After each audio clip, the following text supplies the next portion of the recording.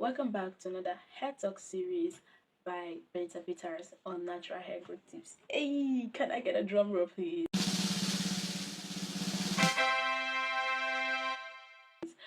So today we're going to be talking about the most frequently asked question on the page, and I'm sure you already know by the title says we're going to be talking about hair porosity.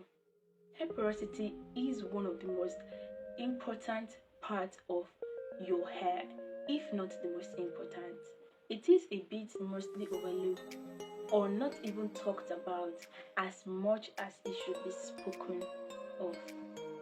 So if you want to hear all of these teas about it, do keep on watching the video. And if you want to see more videos from me on the page, do like and also share it with your family and friends so they can enjoy the video as well. Leave your comments down below and tell me where you're watching from so I can send you a big hug from the bottom of my heart, So today's hug is for Olatunji Ibo. I'm glad you are enjoying the series on the page. Hair porosity determines a lot about your hair.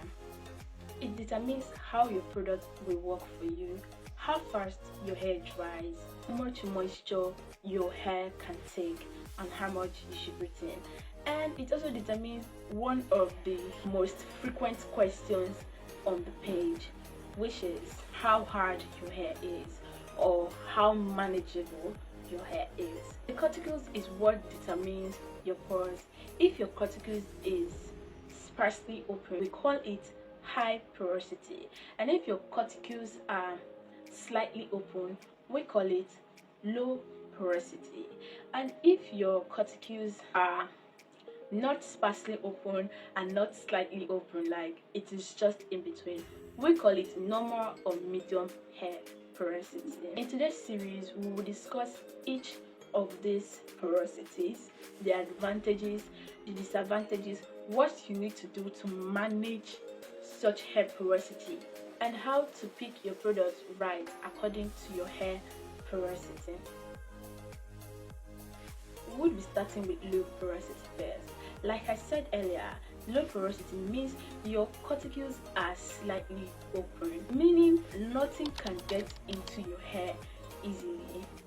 It is really hard for products to penetrate into your hair, where you find out that you need heat most of the times, so that some products can get into your hair.